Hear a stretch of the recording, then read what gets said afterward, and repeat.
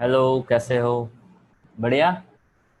चलो, last time जो हमने दिया था वेक्टर मल्टीप्लिकेशन, जिसको आपने सही तरीके से समझा होगा, जिसमें हमने दो चीज़ों का ध्यान में लिया था। एक होता है स्केलर प्रोडक्ट और एक होता है वेक्टर प्रोडक्ट। पर हमने ये समझने का ट्राई किया कि स्केलर प्रोडक्ट जो होती है वो रिजल्ट के ऊपर डिपेंड करता है। बाकी दोनों क्वांटिटी जो है वो तो वेक्टर ही लेनी है। उसी तरह से वेक्टर प्रोडक्ट जो है वो उसके रिजल्ट ऊपर से है। बाकी वहां पे भी दोनों मल्टीप्लिकेंट्स आपको वेक्टर ही लेने हैं। अगर वो आपके दिमाग में सेट है तो उसके बाद तो उसकी प्रॉपर्टीज का डिस्कशन था। तो वो प्रॉपर्टीज जो है उसमें भी हमने ऐसा समझने का ट्राई किया था। वैसे मैंने आपको तब भी बताया था कि जो पूरा पूरा पॉइंट हम देख रहे हैं that is additional part. Additional मतलब क्या, तो कि वो कुछ ऐसा है कि अभी वो आपको क्या बोलते हैं उसको, it is not like that कि चैप्टर 4 का ही वो पार्ट है। ओके, वो चैप्टर 5 में, चैप्टर 6 में, चैप्टर 7 में आने वाला है। पर ये एक ऐसा पोर्शन है वो कहीं ना कहीं पे आपको हेल्प ही करेगा। जिन लोगों ने इन चीज़ों को सेटिस्फाई किया, जो क्लास वर्क मैंने दिया था वो अगर आपने 3 बार लिखा तो वो आपको समझ में आ जाएगा। ओके, यहाँ से उसका सर फिर से क्विक रिवीजन में आपको बता दूं कि क्या क्या करना था, कैसे करना था। ओके, प्लस यहाँ पे एक सेकेंड। यस, ये जो प्रॉपर्टीज है उसके साथ साथ ये भी पॉइंट्स में देखे थे। दो टाइप की प्रॉपर्टीज होती है, एक स्केलर, मतलब मल्टीप्लिकेशन दो टाइप के होते हैं। एक होता है स्केलर प्रोडक्ट, एक होता है वेक्टर प्रोडक्ट। इसको याद रखेंगे डॉट प्रोडक्ट से, इसको याद रखेंगे क्रॉस प्रोडक्ट से। याद रखने का तरीका था डोकोमो, डॉट आए तो कॉस थीटा और वो मैग्नीट्यूड देता है A dot B, A B cos theta कह सकते हैं। ए क्रॉस बी, इसको याद रख सकते हैं क्रोसिन, ए बी साइन थीटा और एन के विच शोज डायरेक्शन। एक एग्जांपल था एफ डॉट डी का, ये है आर क्रॉस एफ का, टॉर्क का। जस्ट फॉर द रेफरेंस हमने ये डिस्कस किया हुआ है। उसके बाद जो काम का था वो था राइट हैंड थंब रूल। तो राइट हैंड थंब रूल और राइट हैंड स्क्रू रूल दो अलग अलग तरीके हो सकते हैं, पर समझना एक ही चीज को है, किस तरह से रिजल्टेंट क्वांटिटी की डायरेक्शन हमें मिल सकती है। तो जो तरीका मैंने आपको बताया था कि ऐसे दो पेन या ऐसा दो तीन पेन लेकर आप समझने का ट्राई करिए तो आपको सही तरीके से समझ में आएगा। और वो प्रीवियस लेक्चर में अच्छी तरह से समझाया है, तो उसी लेक्चर को आप थोड़ा बार बार रिपीट करेंगे तो ही पता चलेगा। एक और चीज है, जैसे कि यहाँ पे आई क्रॉस जे के देता है, तो क्या आई क्रॉस जे के कैसे देता है, तो I am just talking about the direction only. I का वैल्यू 1 है ताकि उसको यूनिट वेक्टर कहते हैं। यूनिट वेक्टर का मतलब ही होता है जिसका वैल्यू 1 है। ओके, आई क्रॉस जे तो वो कौन सी डायरेक्शन देता है, तो क्या आई क्रॉस जे यानी एक्स डायरेक्शन का वाई डायरेक्शन के साथ अगर क्रॉस प्रोडक्ट लिया जाए तो वो मुझे जेड डायरेक्शन देता है। ये उसका मतलब हुआ। तो अभी के लिए तो आपको समझना है या तो इसको एक्सेप्ट करके चलना है, उसको कैसे याद रखेंगे उसके ऊपर फोकस करना है, तो आपका काम आसान हो सकता है। प्लस यहाँ से कैसे राइट हैंड थंब रूल, तो कि फर्स्ट क्वांटिटी में फिंगर्स रखिए and curl towards the second, तो आपका जो थंब है वो आपको डायरेक्शन देता है थर्ड क्वांटिटी का। वही चीज आप अगर आपके पास कोई प्लेन हो तो वहां पे स्क्रू लेकर भी कर सकते हैं, जिसको राइट हैंड स्क्रू रूल कहा जा सकता है। और उसको रोटेट करने से एडवांसमेंट ऑफ स्क्रू, अगर इसको स्क्रू को आप ऐसे रोटेट करेंगे तो ऐसे रोटेट करने से वो ऊपर आता है, ऐसे रोटेट करने से वो नीचे जाता है। यानी ऐसा रोटेट किया तो वो नीचे गया, ऐसा रोटेशन दिया तो वो ऊपर आया। It is right hand screw rule combination. तो ये मजेदार चीज है जिसको भी याद रखने के लिए मैंने आपको बताया सी आई डी एंड आओ याद रखिए, आपका काम आसान है। क्लॉकवाइज घूम रहा है कि एंटी क्लॉकवाइज, अगर उतना भी याद रख लिया तो आपका काम आसान हो सकता है।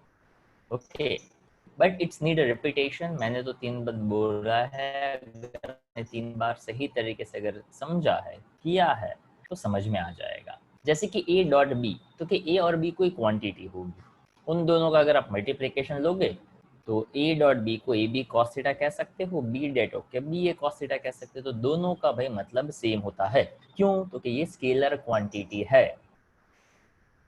स्केलर प्रोडक्ट है, स्केलर प्रोडक्ट है, इसलिए ये सिर्फ और सिर्फ मैग्नीट्यूड देता है, तो a डॉट बी करो या b डॉट a करो सेम बनता है, ऐसा ये समझाना चाहते हैं।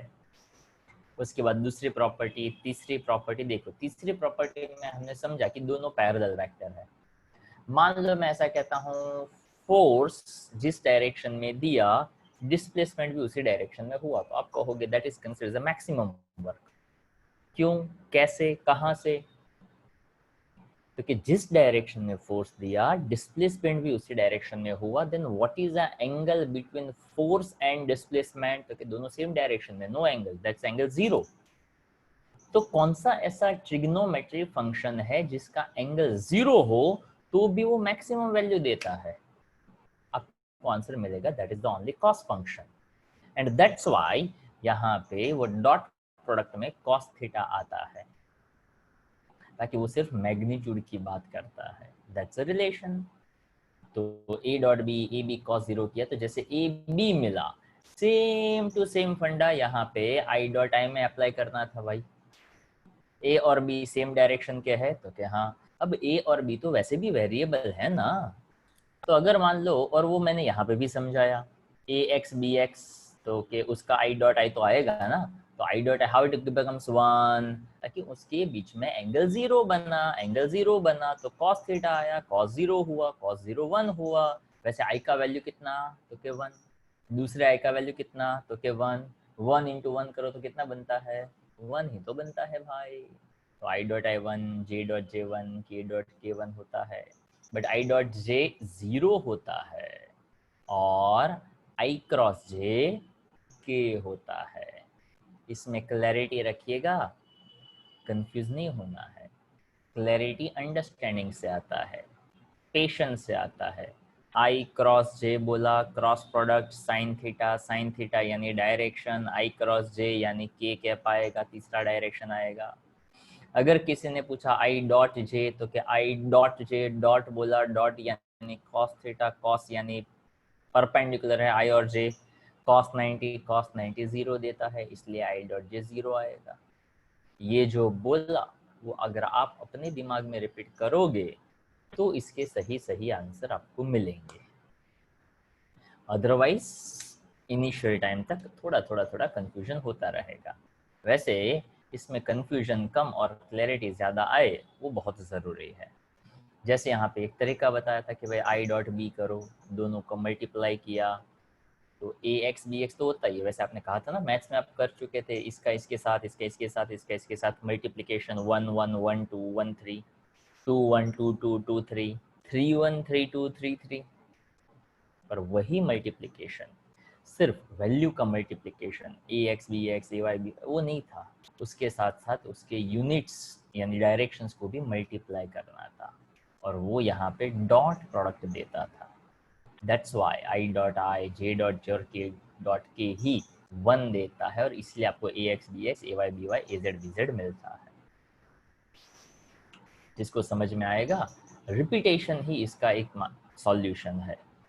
जैसे मैथ्स के फॉर्मूला कैसे याद रखते हो, तो कि सर ने बोला है 5 बार याद लिखो, ओके, वो एक फॉर्मूला होता है, यहाँ एक साथ काफ़ी सारे फॉर्मूला है, ओके, बट यहाँ पे हर एक के साथ एक लॉजिक होता है। वो लॉजिक समझो तो याद रखना आसान हो जाता है।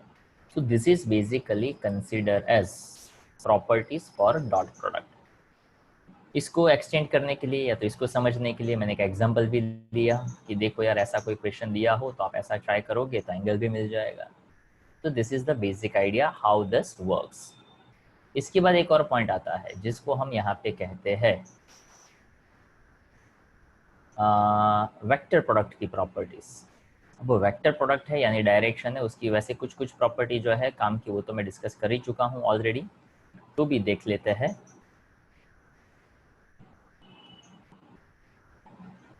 चलो तो इसको कहते हैं प्रॉपर्टीज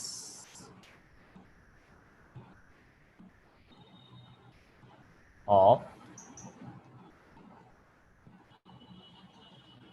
वेक्टर प्रोडक्ट्स। तो वेक्टर प्रोडक्ट्स जो है उसमें सबसे पहली प्रॉपर्टी स्केलर में हमने जो लिया था वैसा है, A cross B is not equals to B cross A।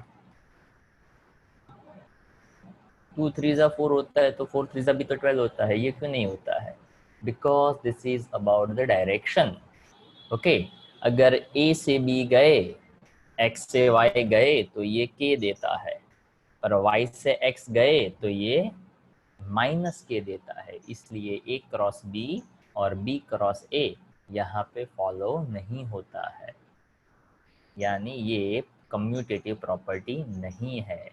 यहाँ पे आपको कहना हो तो ऐसा कह सकते हैं, A cross B is equals to minus, minus sine shows that direction उल्टा। जैसे I क्रॉस J K देता था, but J cross I minus K देता है, यानी माइनस साइन आया। वो आपको राइट हैंड थंब रूल और अप्लाई करते वक्त ध्यान रखने का कि आपका लेफ्ट हैंड कौन सा है और आपका राइट हैंड कौन सा है। अप्लाई करेंगे राइट हैंड पर यूज करेंगे ऐसे तो डायरेक्शंस ऑफ कोर्स उल्टी आएगी। ध्यान से करने का, शांति से करने का, कहीं पे किसी को जल्दबाजी नहीं करनी है। I hope it's clear. चलो, after that next one is A cross B plus C। तो इसमें कोई प्रॉब्लम नहीं है, ये तो A cross B plus A cross C, वो तो सेम तरीके से डिस्ट्रीब्यूटिव लॉ तो फॉलो करेगा ही करेगा। तीसरा मैं ऑलरेडी डिस्कस कर चुका हूँ, I cross J is equals to K, J cross K is equals to I, मतलब वो पूरा का पूरा एक प्रॉपर्टी ही था। देखो, ओके, वो जो हमने यहाँ पे डिस्कस किया था ना, किधर गया? ओके, इससे पहले वाले फर्स्ट पेज में डिस्कस किया था हमने, ये रहा। This is also one of the property, I cross J, J cross K, K cross I, सभी क्वांटिटी एक दूसरे से परपेंडिकुलर है, जो आप लोगों ने ऑलरेडी 3 बार लिखा हुआ ही है। तो उस प्रॉपर्टी को मैं यहाँ पे रिपीट नहीं कर रहा हूँ। पर यहाँ पे आप ऐसा कह सकते हैं, if A perpendicular to B theta 90, theta 90 तो साइन 90, साइन 90 1 देता है, तो A क्रॉस B आपको ए बी देगा। साइन 90 लिखने की जरूरत नहीं है, पर डेफिनेटली वो कोई ना कोई डायरेक्शन दिखाएगा, जैसे वो हमने दिखा दिया यूनिट वेक्टर के फॉर्म में। और यहाँ पे आप ऐसा कह दो, थर्ड प्रॉपर्टी के बाद फोर्थ में, if A parallel to B, theta हो गया 0, ये हो गया साइन 0, साइन 0 0 देता है। अगर साइन 0 0 देता है तो A क्रॉस B भी 0 हो जाएगा। और इसके लिए आप कह सकते हो, फॉर यूनिट वेक्टर्स, लगाइए थोड़ा सा दिमाग, I क्रॉस I क्या बनेगा, क्योंकि क्या क्या सोचने का, कौन सा प्रोडक्ट क्रॉस, कौन सा फंक्शन आएगा साइन, क्या बनेगा एंगल, I और I सेम है तो क्या बनेगा एंगल 0, साइन 0 क्या देता है 0। जब इतना हम सोच पाएंगे तभी हमारा काम जो है वो हो पाएगा। ओके, तो तभी आप पूरा का पूरा आइडिया लगा सकते हो। J क्रॉस J और K क्रॉस K भी क्या देता है 0, I क्रॉस I 0 हुआ, I डॉट I 1 हुआ, वो 1 होता है, ये 0 होता है, डॉट 1 क्रॉस 0, डॉट 1 क्रॉस, ऐसे नहीं याद रखा जाता। स्टेप्स बताए, I डॉट I, तो दिमाग में मैसेज गया, डॉट प्रोडक्ट है, दिमाग से आंसर निकलेगा, डॉट है तो cos theta, I dot I same vectors है यानी एंगल 0, कौन सा फंक्शन था तो के कॉस, कॉस 0 क्या होता है 1, that's why I dot I is 1। I cross I 0 याद नहीं रखना है, समझना है, कौन सा प्रोडक्ट है क्रॉस प्रोडक्ट, कौन सा function sine function, what is angle between them 0, sine 0 क्या होता है 0, that's why I cross I 0, J cross J 0 and K cross K 0। ये समझाने में टाइम जाता है, आपको समझने में टाइम जाता है, but generally most of the teachers feel that क्या समझाने में टाइम ज़्यादा जाता है तो इतना टाइम नहीं देना है, जल्दी फटाफट भागो, कहीं पे कुछ खत्म करना है, खत्म वैसे करने की कुछ चीज़ नहीं है। ओके, वैसे तो हमारा चैप्टर 4 खत्म हो चुका है, फिर भी मैंने तो खत्म नहीं किया। क्यों? तो कि ये ऐसा टॉपिक है, ये ऐसे पॉइंट है जिसको अगर हम अभी समझ ले तो आपका आगे का जर्नी काफ़ी आसान हो सकता है। So this is the time where we have to discuss. अगर इतना आपको पता है तो आपका काम आसान है। और यहाँ पे एक और मज़ेदार पॉइंट आ सकता है, अब ध्यान से देखिएगा। ए एक्स आई कैप, ए वाई जे कैप, ए जेड के कैप, बी एक्स आई कैप, बी वाई जे कैप, बी जेड के कैप। अब यहाँ पे मज़ेदार चीज़, हाँ, ए क्रॉस बी करना है।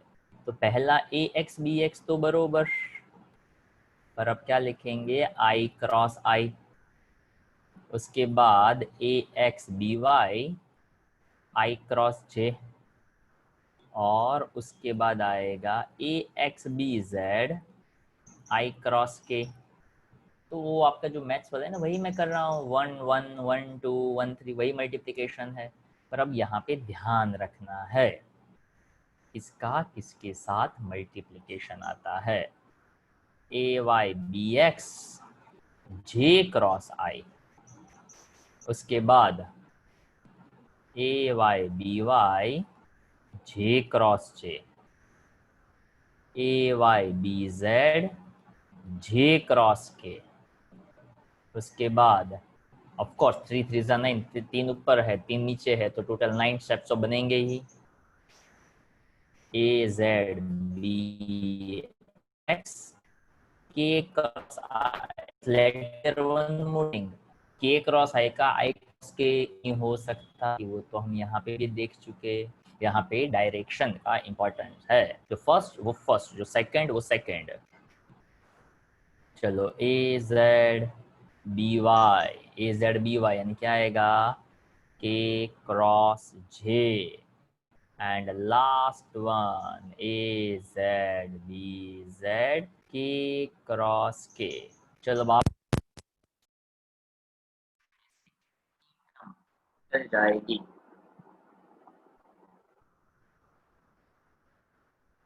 यानी कितनी टर्म जीरो हो जाएगी, जस्ट एनी आइडिया?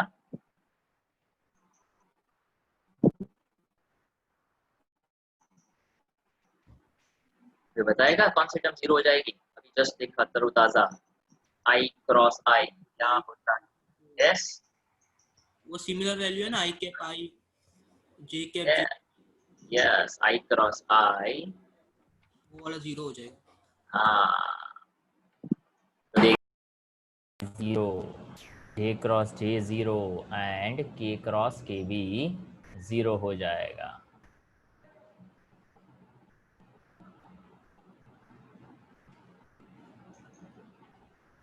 तो ये गया, उसके बाद ये गया, और ये गया, 3 टर्म गई, 6 टर्म बचेगी।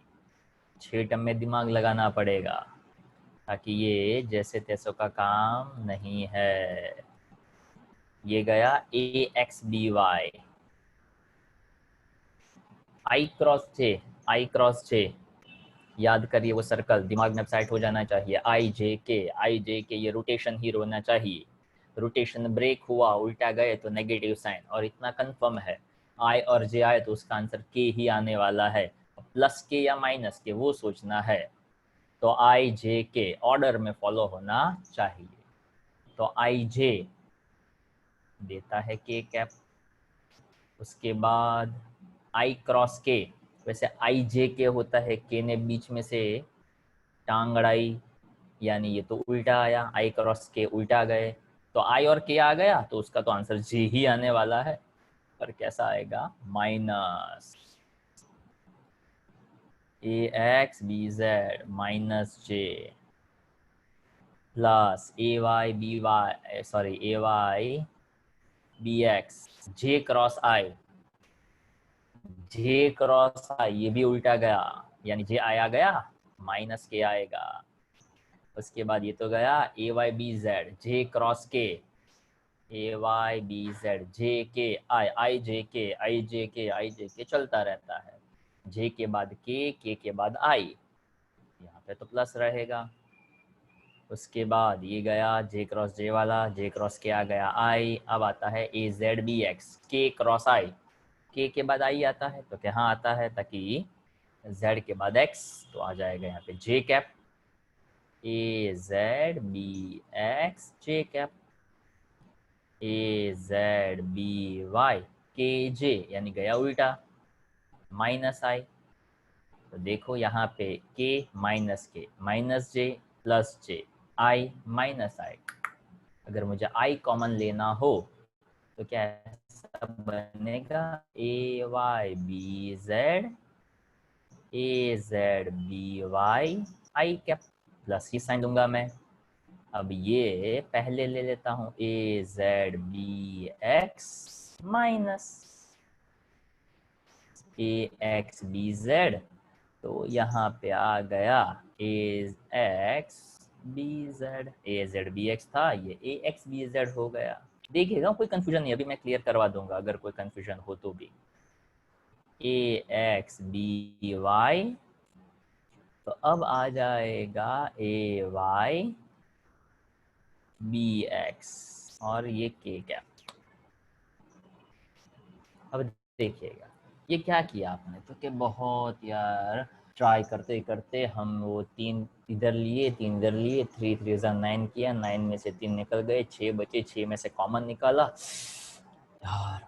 रिलैक्स, मल्टीप्लिकेशन ये तो था, मल्टीप्लिकेशन आपको सेकंड थर्ड स्टैंडर्ड से आता है, तो उसमें ऐसा तो कोई एक्सप्रेशन की कोई ज़रूरत ही नहीं रहेगी यार, समझ में आ सकता है कितना सिंपल है। पर हम उसको सिंपल नहीं देख सकते हैं अगर, तो हम ये ए वाई बी जेड, ए जेड बी वाई उसी चक्कर में पड़े हुए हैं। उसको समझने का एक सिंपल और आसान तरीका बताता हूँ, ध्यान से देखिएगा कि अगर ए क्रॉस बी हो तो इसको ऐसे लिखा जाता है, I J K A X A Y A Z B X B Y B Z.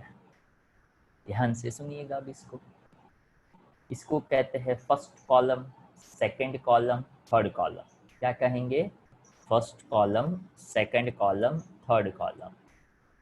इसको कहेंगे first row, second row and third row. Okay, तो अपने दिमाग में ये क्लैरिटी होनी चाहिए, this is a first, this is a second and this is a third. I repeat, I cap first column में है, जे कैप सेकंड कॉलम में है, के कैप थर्ड कॉलम में है। तो अब मुझे अगर आई कैप का वैल्यू चाहिए, यानी फर्स्ट कॉलम के वैल्यू चाहिए, तो क्या, तो जिसका वैल्यू चाहिए ना उसी कॉलम को पहले मत गिनो। आई रिपीट, आई कैप यानी फर्स्ट कॉलम का वैल्यू है तो क्या, तो एक काम करो, उसी कॉलम को मत देखो, यानी उसी कॉलम को हाइड करो, मत देखो उसको, और स्टार्ट करो सेकंड से थर्ड की ओर, यानी A Y B Z cross multiply करना है, रखो माइनस का साइन, और यहाँ से ऐसा क्रॉस मल्टीप्लिकेशन लो, यानी 2 3, यानी सेकंड कॉलम से थर्ड कॉलम, थर्ड कॉलम से second column. I repeat, first column चाहिए दैट इज आई कैप, तो जो फर्स्ट कॉलम चाहिए उसको ऐसे हाइड कर दो, अपने को फर्स्ट कॉलम नहीं देखनी है। सेकंड कॉलम से थर्ड कॉलम को मल्टीप्लाई करो, अब जे तो लेना नहीं है, ए वाई बी जेड आया, ए जेड बी वाई आएगा, यानी 2 3, फर्स्ट कॉलम चाहिए था तो 2 से स्टार्ट करो, 2 3 माइनस 3 2, तो 2 यानी ये, 3 यानी ये, क्रॉस तो लेना है ना, क्रॉस में जाना है, 3 2 यानी ये थर्ड कॉलम, ये सेकंड कॉलम, तो लिखो ए जेड बी वाई, ऐसा हो गया। उसके बाद फिर से प्लस साइन, उसके बाद फिर से जे कैप। अब जे कौन सा कॉलम में है, तो कि सेकंड कॉलम, तो सेकंड को छोड़ो, कहाँ से स्टार्ट करेंगे, थर्ड से स्टार्ट करेंगे, तो थर्ड में फिर से क्रॉस प्रोडक्ट लेना पड़ेगा, कैसे, तो कि थर्ड से स्टार्ट करने ना, तो ए जेड बी एक्स, ए जेड बी एक्स, ओके, तो 3 1 आया, तो अब क्या लेंगे 1 3 क्रॉस प्रोडक्ट, माइनस ए एक्स बी जेड प्लस के कैप थर्ड, तो थर्ड को हाइड करो, कहाँ से स्टार्ट करेंगे, 1 से स्टार्ट करेंगे। तो 1 कैसे लिखेंगे, ax by and ay bx। तो देखो कितना हार्ड वर्क करने के बाद जो मिला वो कितने सिंपल तरीके से मिल गया। ऐसा ही होता है फिजिक्स। ओके, पर आज आप ऐसा करेंगे कि अभी आप यहाँ पे जो मैंने लिखा है ना वो पूरा का पूरा अभी के अभी लिखेंगे। ओके, अभी आप इसका स्क्रीनशॉट लेकर बाद में नहीं लिखेंगे, आज अभी इसी वक्त आप इसको लिखेंगे तो ये अच्छी तरह से दिमाग में सेट होगा। So everyone just start writing.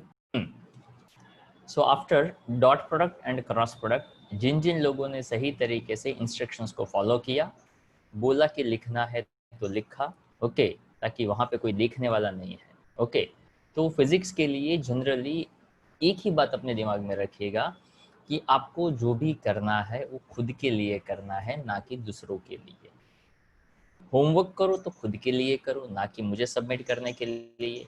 जो भी पढ़ो वो खुद के लिए पढ़ो, ना कि दूसरों को दिखाने के लिए। टेस्ट दो तो खुद के लिए दो, ना कि वो पेरेंट्स खुश हो कि अरे वाह अच्छे मार्क्स आए। ओके, वो बाय प्रोडक्ट है, वो जो खुश होते हैं ना वो बाय प्रोडक्ट है। ओके, बट मेन प्रोडक्ट वो ये है कि वो आपको समझ में आना चाहिए। तो जब तक आप फिजिक्स अपने लिए नहीं करोगे तब तक उसका कोई मतलब नहीं है। तो करना क्या है, जैसे मैंने बताया कि टेस्ट के अंदर ये पूरा का पूरा जो थियोरेटिकल पोर्शन है चैप्टर 4 का, तो वो पूरा थियरी रखेंगे और डॉट प्रोडक्ट और क्रॉस प्रोडक्ट के ये जो 2 लेक्चर्स में हमने जो डिस्कशन किया ना उसकी प्रॉपर्टीज में से ही कुछ ना कुछ है वो हम आपको पूछेंगे। तो कल के टेस्ट के लिए आप इतना प्रिपेयर करिएगा। वैसे थियरी तो आपसे सब आगे का देखा ही होगा, जिसमें लॉन्ग क्वेश्चंस आपको पता ही है, प्रोजेक्टाइल मोशन है, यूनिफॉर्म सर्कुलर मोशन है। ओके, वो एक इलास्ट्रेशन था, ए क्रॉस बी वाला, कौन सा वो A square plus B square plus 2ab cos theta वाला। ओके, तो मैंने ऐसा कहा था कि यार वो क्वेश्चन है ना उसको आप न्यूमेरिकल में मत कवर करिएगा, वो थ्योरी भी काम में आता है। मतलब मैं बात कर रहा हूँ आर का जो फॉर्मूला हमने डिराइव किया था ना उस क्वेश्चन की। देखिए मैं बात कर रहा हूँ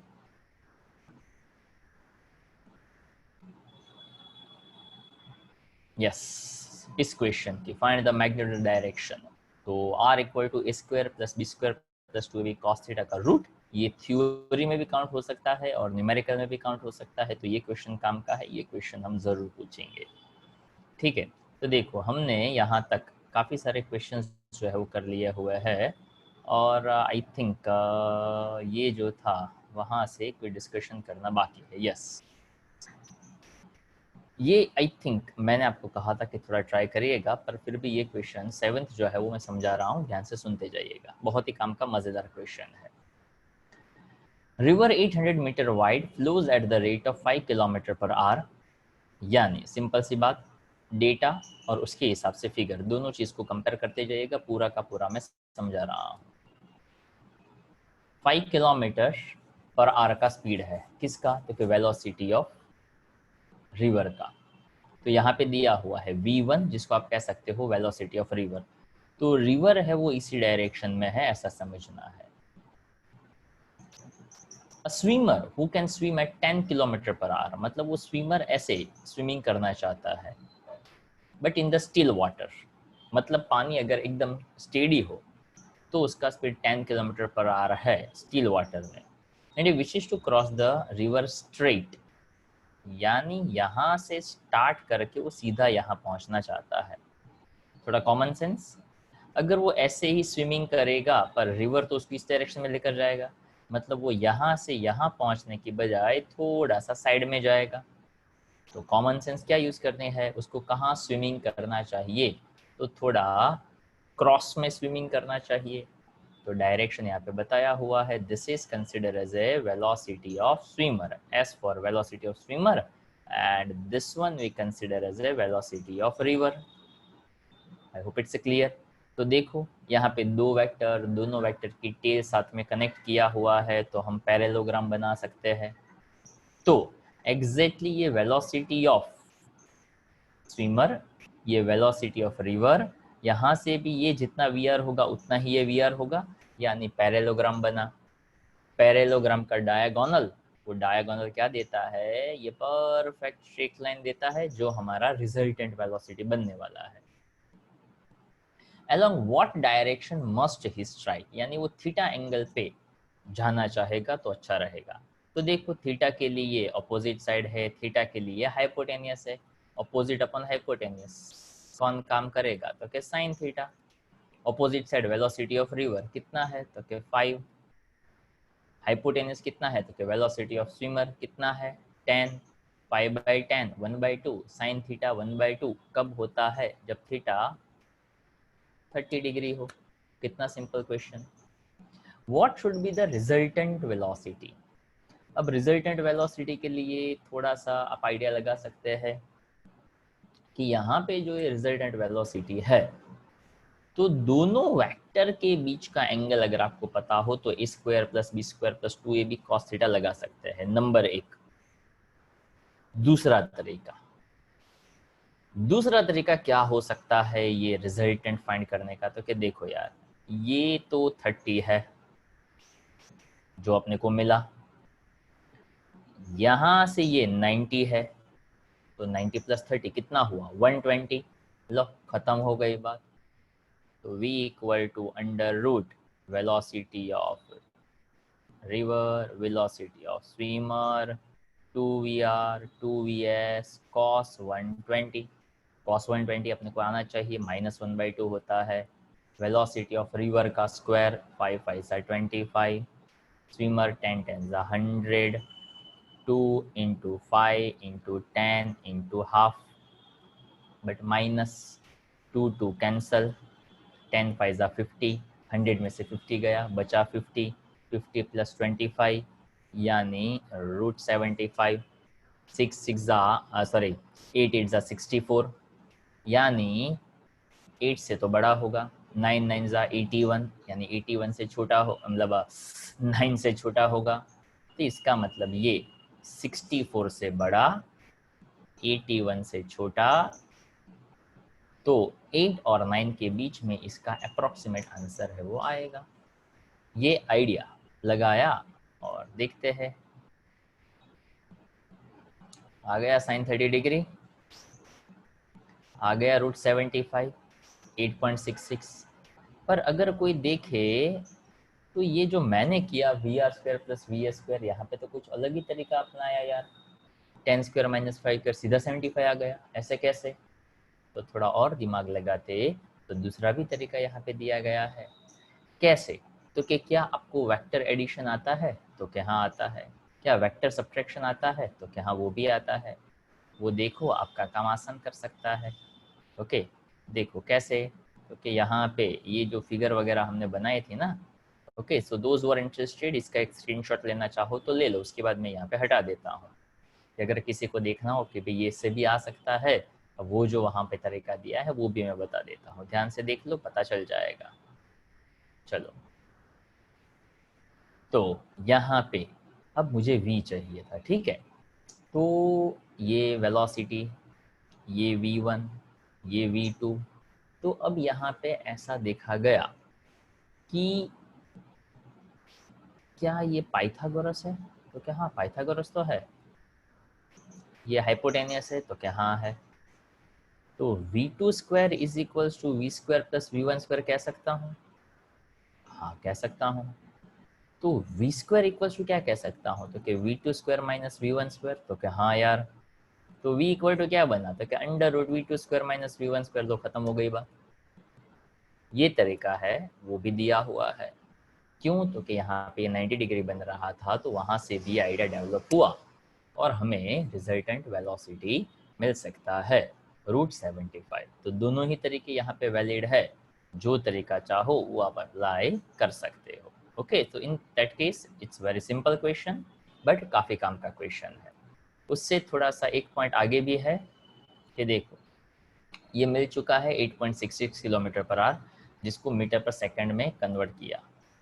तो हमने देखा है किलोमीटर पर आवर को मीटर पर सेकंड में कन्वर्ट करेंगे 5/18 से मल्टीप्लाई करके। तो 5/18 से मल्टीप्लाई किया, कितने टाइम में वो क्रॉस करेगा तो time is equals to distance upon speed. Distance 800 metre, 2.44, तो 333.3 सेकेंड। अगर कोई कहता है कितना मिनट्स, तो क्या करेंगे, 333 डिवाइड बाय 60 करो, तो मिनट्स में आंसर मिल जाएगा। ओके, तो आपका काम हो जाएगा। Clear?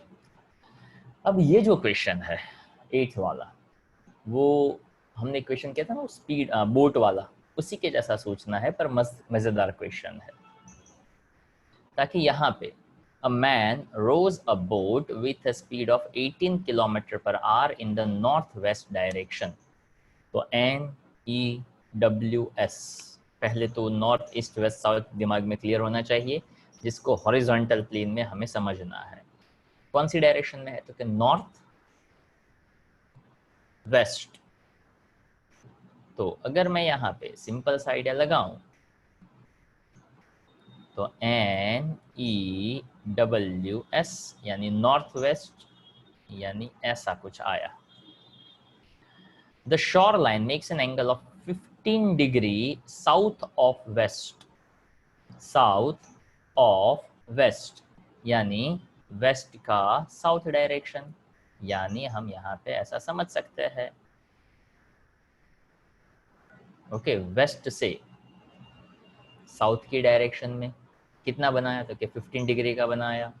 Obtain the component of the velocity of the boat along the shoreline and perpendicular to the shoreline। बस बहुत सिंपल सी बात हुई, देखिएगा ध्यान से। Obtain the component of velocity, velocity के कंपोनेंट के लिए हम देखते हैं जिसने बनाया थीटा वो बनाता है cos थीटा, ऐसा एक idea. Along the shoreline and perpendicular to the shoreline, मतलब क्या, तो कि दो परपेंडिकुलर कंपोनेंट बनेगा, एक उसी की डायरेक्शन का बनेगा और एक उससे परपेंडिकुलर बनेगा। तो हमने ऐसा समझा हुआ है कि मेन वेक्टर हो, उसका एक कंपोनेंट एक साइड, दूसरा कंपोनेंट दूसरी साइड आता है, और दोनों कंपोनेंट एक दूसरे से परपेंडिकुलर होते हैं। ओके, अगर वो बात आपके दिमाग में है तो आपका काम क्लियर है, इजी है। तो सबसे पहला पॉइंट, नॉर्थ वेस्ट डायरेक्शन, यानी ये नॉर्थ वेस्ट यानी नॉर्थ और वेस्ट का बाइसेक्टर। जैसे वो बाइसेक्टर लिया तो यहाँ पे ये बन जाता है 45 डिग्री, और वो यहाँ से भी कितना गया नीचे, तो क्या 15 डिग्री। तो देखो पहला पॉइंट क्लियर होना चाहिए 60 डिग्री वाला। तो यहाँ पे एज शोन इन फिगर है, एज शोन इन फिगर तो आता ही है। तो आई थिंक मैंने आपको इंस्ट्रक्शंस दिया था कि जब भी आप एज शोन इन फिगर पे जाओ, कोई भी क्वेश्चन ऐसा हो कि अगर उसमें फिगर दिया हो तो फिगर पहले ड्रॉ करिए। कोई क्वेश्चन ऐसा हो जिसमें फिगर हो तो भी उसमें फिगर पहले ड्रॉ करिए। जैसे कि प्रोजेक्टाइल मोशन हो तो काफ़ी स्टूडेंट्स कैसे लिखते हैं, पहले पूरा प्रोजेक्टाइल छाप दिया, उसके बाद लास्ट में टाइम मिला तो फिगर ड्रॉ किया। जनरल आइडिया ये कहता है भाई कि फिगर लास्ट में ड्रॉ करो, उसको 0 ही मार्क दो। क्यों, तो कि उसने समझा ही नहीं है कि ये प्रोजेक्टाइल काम कैसे करता है। ताकि अगर फिगर ड्रॉ किया तो पता चलेगा ऑब्जेक्ट कैसे जाता है, उसको एक्चुअल में कहते हैं समझना। Okay, so those who are really understand, तो उसको क्या करना चाहिए, देखिए उसको उन चीज़ों को समझना चाहिए। समझा कैसे जा सकता है, तो कि फिगर ड्रॉ करेगा तो ही समझ में आएगा।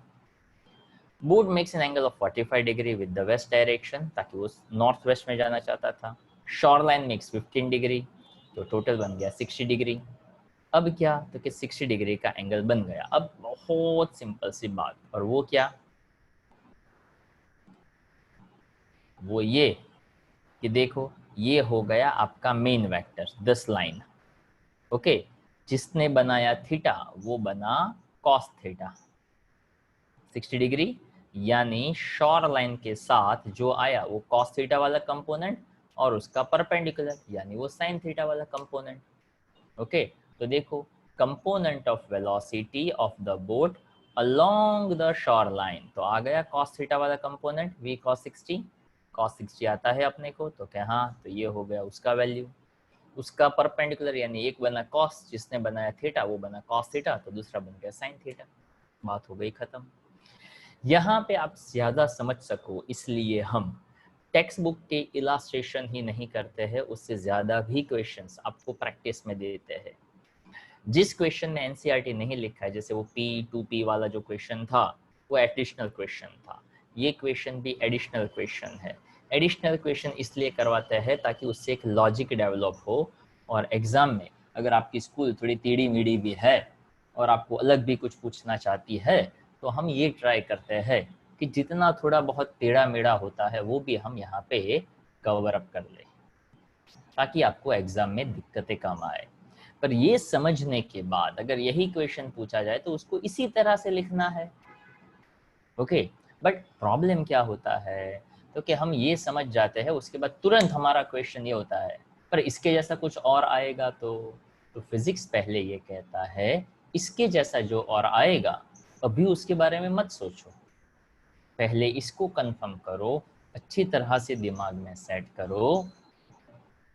अगर ये आप लिख पाते हो, अगर इस पे कॉन्फिडेंस आता है, कभी भी पूछो और आप कर सकते हो, उसके बाद धीरे धीरे ही पता खुद को ही चलने लगेगा कि अगर इसके जैसा कुछ और आया तो इसके जैसा और कुछ क्या क्या आ सकता है, तो कि वो तो नहीं पता है। तो अभी आप क्या कर सकते हैं, तो कि अभी जो दिया है ना उसी के ऊपर फोकस करो। इसके जैसा क्या क्या आ सकता है, तो क्या इसी के जैसा इन शॉर्ट कोई भी डायरेक्शन ही आ सकती है ना। ये 15 डिग्री गया, उसकी बजाय वो ऐसा कह सकते हैं कि वो 30 डिग्री गया। वो नॉर्थ वेस्ट के बजाय ऐसा कह सकते हैं कि something 30 degree of north, sorry west of north, okay. North का वेस्ट डायरेक्शन, तो 30 डिग्री यहाँ पे ले लेंगे, यहाँ से और 30 डिग्री दे देंगे, या तो 15 डिग्री दे देंगे या तो 25 डिग्री दे देंगे। अल्टीमेटली करना तो ऐसा ही कुछ है। तो क्या, हाँ, मेन वेक्टर ये हुआ, उसके दो कंपोनेंट बने, एक ये साइड बना एक दूसरी साइड बना। तो एक को कहते हैं कॉस थीटा वाला कंपोनेंट, एक को कहते हैं साइन थीटा वाला कंपोनेंट। तो सबसे पहले जो दिए जाते हैं उस क्वेश्चन को दिमाग में सेट करिए, ना कि ऐसा सोचते रहे इसके जैसा और इसके जैसा और इसी चक्कर में न तो आप ये करते हो ना तो उसके जैसा कुछ और आता है, आता तो यही है। तो क्यों ना पहले इसको अच्छी तरह से लर्न किया जाए, समझा जाए। A particle is moving eastward, यानी फिर से north east west south, particle is moving eastward with velocity 5 meter per second in 10 seconds. Velocity changes to 5 meter per second northward, मतलब वो वहां से गया नॉर्थ के डायरेक्शन में। फाइंड द एवरेज एक्सेलरेशन, तो एवरेज एक्सेलरेशन का फॉर्मूला क्या बनता है, change in velocity with respect to time. तो क्या आपको दो अलग अलग वेलोसिटी दी गई है, तो क्या 5 and 5, तो क्या हाँ, तो चेंज करेंगे तो 0 हो जाएगा। तो क्या रिलैक्स आराम से, ताकि अब यहाँ पे डायरेक्शंस आ गई है और टाइम कितना लेना है 10 सेकेंड्स। तो डायरेक्शंस आ चुकी है, यानी यहाँ पे थोड़ा सा दिमाग लगाइए, फिगर बनाइए, यहाँ पे दिया हुआ है, फिगर से समझेंगे तो आपका काम बहुत ही आसान हो सकता है। देखिए हियर इट इज गिवन, सबसे पहले वेलोसिटी ले लिया यहाँ से यहाँ इस डायरेक्शन में, उसके बाद उसने उसको घुमा दिया और कहाँ गया, नॉर्थ डायरेक्शन। तो क्या आपको वेक्टर्स दिख रहे हैं, तो क्या हाँ दिख रहे हैं। v1 के ऊपर v2 माइनस v1 और ये है v2, यहाँ दोनों टेल साथ में कनेक्टेड है, तो क्या हाँ ये उसका तीसरा वेक्टर है। तो क्या हाँ एक इस डायरेक्शन में था एक नॉर्थ डायरेक्शन में था, तो क्या हाँ। तो अब एक्सेलरेशन फाइंड करने, यानी change in velocity with respect to time. तो देखो चेंज इन वेलोसिटी ही किया, तो ये चेंज इन वेलोसिटी तो 5 स्क्वायर प्लस 5 स्क्वायर आया। कैसे आया, use a little common sense. Okay, फिर से बताता हूँ, ध्यान से देखिएगा।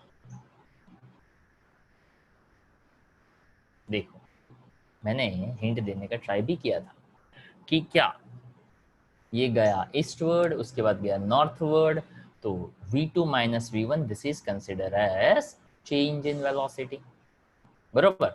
अगर मैं इसको जैसे वहां पे भी दिया हुआ है ओ ए, तो वेक्टर ओ ए के ऊपर ए बी ऐड करता हूँ तो ही मुझे वेक्टर ओ बी मिलता है। तो क्या हाँ, ओ ए मेरे पास है, तो क्या हाँ ओ बी मेरे पास है, तो क्या हाँ।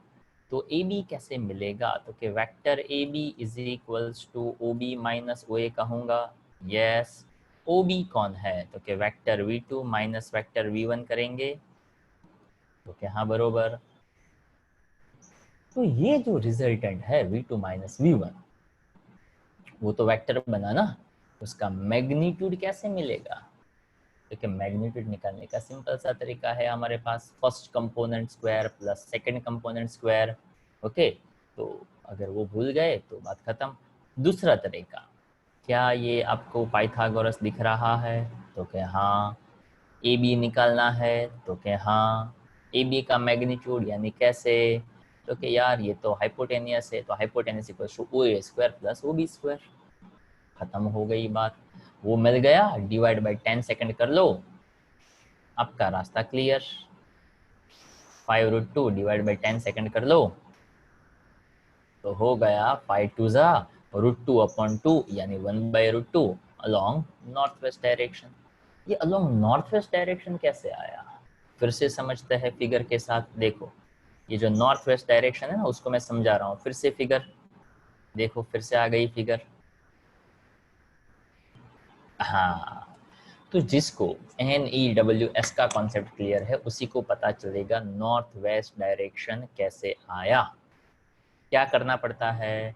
तो कि भाई पहले गए हम ईस्ट में, ओके, उसके बाद हम गए नॉर्थ में, ओके बरोबर। तो यहाँ पे यहाँ पे ये जो डायरेक्शन दिया हुआ है, इस वेक्टर को कट करके, मतलब ये जो वेक्टर है उसको मैं कट करके ओरिजिन पे लगा दूँ, तो ओरिजिन पे जैसे लगाया, पता चला कि वो कौन से क्वाड्रेंट में आ रहा है, तो कि सेकंड क्वाड्रेंट में। और ये कौन सा डायरेक्शन बना? तो कि नॉर्थ वेस्ट का डायरेक्शन बना। अगर कोई ऐसा देखता है कि ये ईस्ट और नॉर्थ में है तो गलत है। क्यों? तो कि उसका एरो जो है, उस एरो को उसके ओरिजिन से पकड़कर रखना पड़ता है। मतलब एरो का जो टेल है ना, उसको ओरिजिन पे रखेंगे तब जाके पता चलेगा कि उसका डायरेक्शन क्या है। एग्जाम्पल दे रहा हूं, ध्यान से सुनिएगा। मान लो मैंने कोई ये नॉर्थ ईस्ट वेस्ट साउथ ऐसा कुछ है, मान लो ये कोई वॉल होता और मैंने कोई बॉल ऐसे थ्रो किया होता, तो कैन यू टेल मी ये कौन सी डायरेक्शन में बॉल गया? तो क्या हम सोचेंगे वेस्ट साउथ के बीच में है, तो हाँ साउथ वेस्ट। गलत। क्यों? तो क्या अभी मैंने कहा ना कि वो ऐसे गया, यानी वो साउथ वेस्ट, वो तो थर्ड क्वाड्रेंट में मैंने दिखाया है।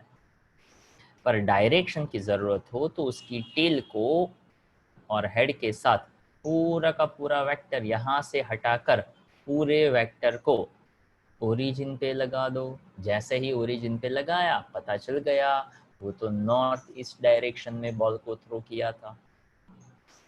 ये होता है समझने का तरीका। ओके, जैसे मैं कहता हूँ कि वो बॉल वहां टकरा कर रिबाउंड हुआ, तो रिबाउंड जो है, ओके, कहाँ होगा? तो क्या रिबाउंड तो यहीं पे होगा ना। तो कौन सी डायरेक्शन में गया? तो क्या नॉर्थ वेस्ट में गया। अगर वो साउथ वेस्ट में होता तो वहां से वो रिबाउंड होके जा ही नहीं सकता यार।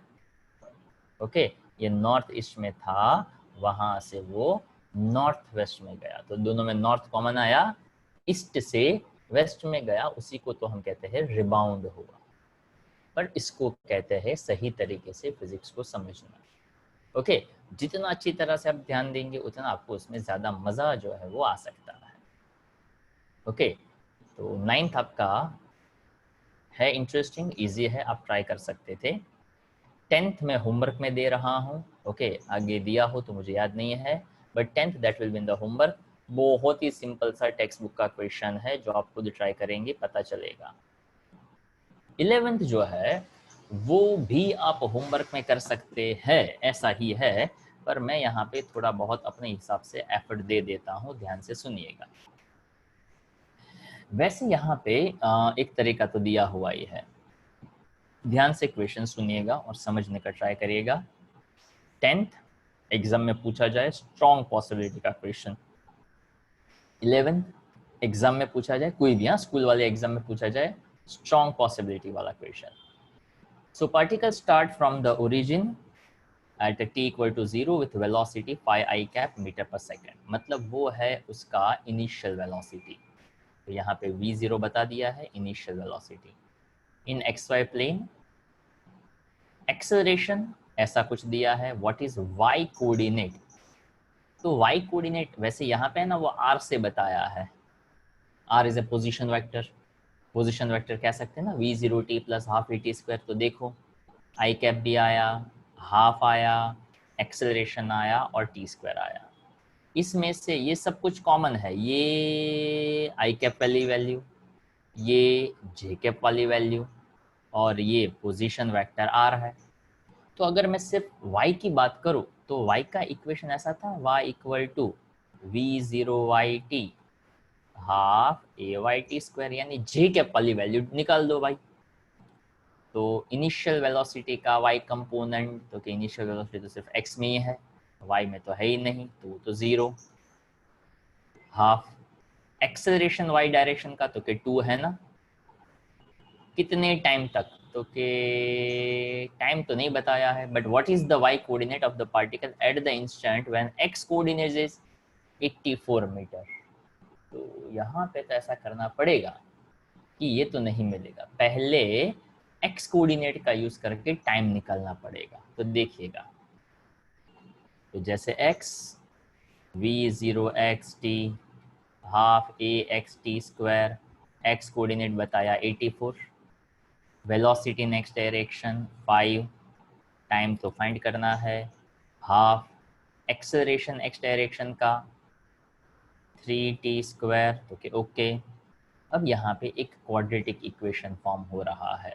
तो देखिए क्वाड्रेटिक इक्वेशन, 2 इधर भी मल्टीप्लाई करेगा, 2 इधर भी मल्टीप्लाई करेगा, तो 168 10t प्लस 3t स्क्वायर, तो 3t square plus 10t minus 168 करने से, तो देखो ओके यहाँ पे ये t का वैल्यू 6 सेकंड मिला, पर उसने डायरेक्टली बोल दिया कैसे, तो कि 5t 1.5t square is equals to 85, t is equals to 6 second. अब ये लाइन जो है ना,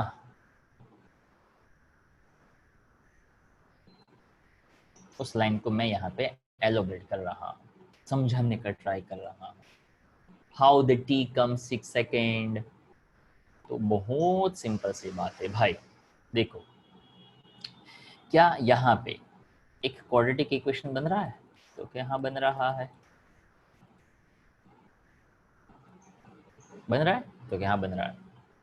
अब ये क्वाड्रेटिक इक्वेशन 168 थ्रीजा और 10t यानी 10 लेकर आना है, तो आपको फैक्टराइजेशन तो आता है, तो क्या हाँ फैक्टराइजेशन तो आता है, पर ये करने की बजाय क्या आप इसका एक और सॉल्यूशन ढूंढना चाहेंगे।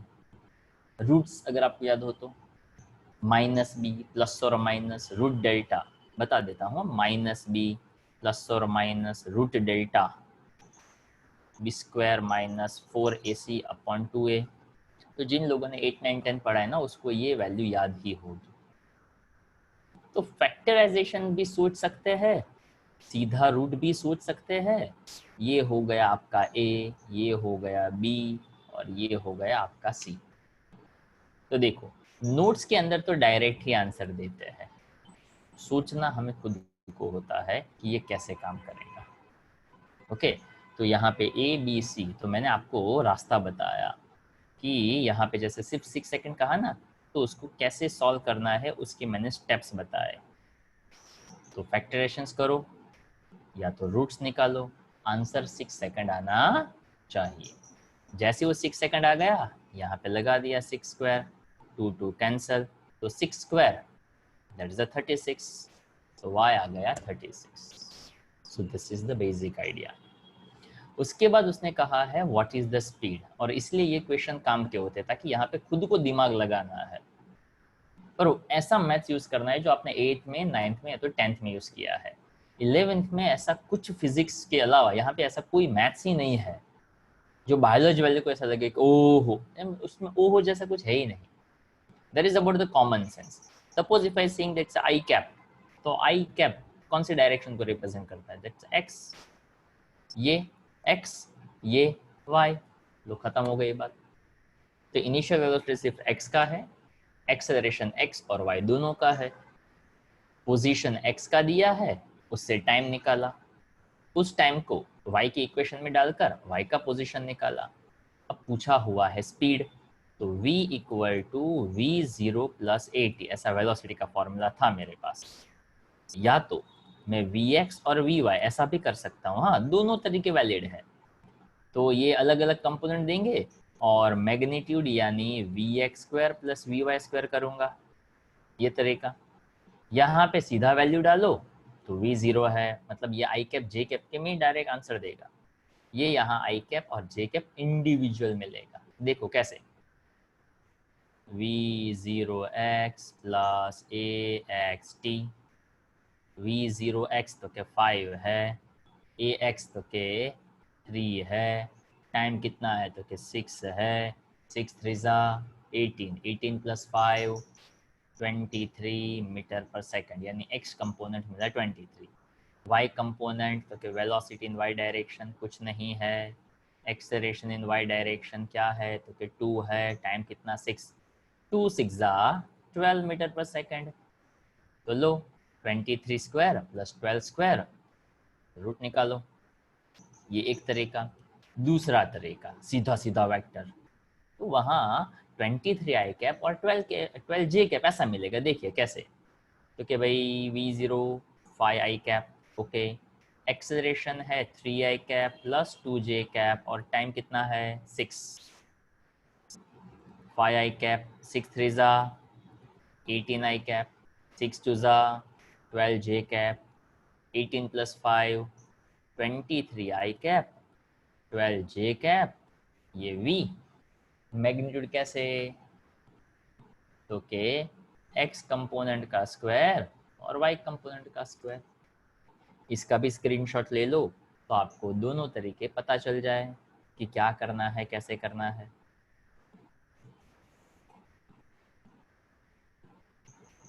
तीसरा, और ले लिया स्क्रीनशॉट, तीसरा और मजेदार तरीका भी यहाँ पे दिया है। देखिए पोजीशन दिया था ना आपको, ये r वाला 5t 1.5t स्क्वायर आई कैप वाला, ओके। तो ये जो पोजीशन था, पोजीशन का डिफरेंशिएशन करो तो वेलोसिटी मिलता है। तो टाइम का वैल्यू डाल दिया, 23 आई कैप 12 जे कैप मिल गया। तो यहाँ पे सिर्फ लिखा है, डिफरेंशिएशन तो खुद को करना पड़ता है।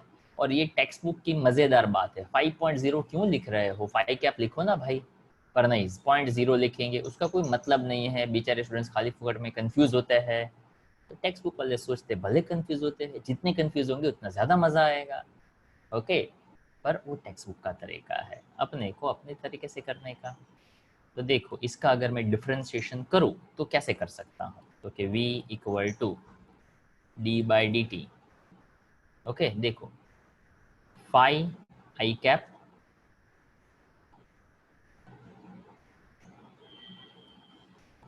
Three T I cap 2t J cap, okay. अब यहाँ पे ये जो हुआ पोजीशन, किधर गया पोजीशन, पोजीशन पोजीशन पोजीशन, एक सेकेंड, हाँ ये मुझे पोजीशन में हाँ देखो कैसे डिफरेंशिएशन किया था। तो यहाँ पे लिखने में थोड़ी सी गड़बड़ मैंने कर दी, ओके। यहाँ पे डायरेक्ट वेलोसिटी का ही इक्वेशन है, ओके। ध्यान से सुनिएगा, फिर से बोल रहा हूँ, इसका डिफरेंशिएशन करना है। देखो डिफरेंशिएशन कैसे, तो कि 5t 0t, तो t तो 1 बना, तो इसका डिफरेंशिएशन हो गया 5t प्लस 1.5t स्क्वायर आई कैप प्लस टी स्क्वायर जे कैप। अब करो डिफरेंशिएशन, तो एक्चुअल में d बाई डी टी इसका मैं करता 5t का 5 1.5 t 2 स्क्वायर, यानी 2 आगे आ गया 3t आई कैप, टी स्क्वायर का differentiation 2t J cap, T ready है, 6 3 18 प्लस 5 6 2 12 आ गया 23 12 जे। तो एक ही साथ दो तीन अलग अलग तरीके हैं, हम कौन सा तरीका करें सर, क्योंकि मैंने 3 तरीके बताए। आपको जो अच्छा लगे कोई भी एक तरीका अच्छी तरह से दिमाग में सेट कर देने का, इधर उधर नहीं घूमने का, कोई एक ही तरीके को अच्छी तरह से फॉलो करने का। ओके, आज का आपका जो होमवर्क है, तो होमवर्क में क्लास वर्क ट्वाइस। अब ये क्लास वर्क में मैं क्या क्या कवर करने वाला हूँ, या तो क्या क्या कवर किया हुआ है। Okay, vector product properties. Okay, उसके बाद पार्ट 2 के कौन कौन से क्वेश्चंस, क्योंकि पार्ट 2 के क्वेश्चंस हम लेंगे, आई थिंक 7 से लिया था, तो कि 7, 8, 9, 10, 11, और बता देता हूँ और कौन कौन से क्वेश्चंस आपको करने हैं, या तो वो आप कौन कौन से कर सकते हैं। 12th आप कर सकते हैं,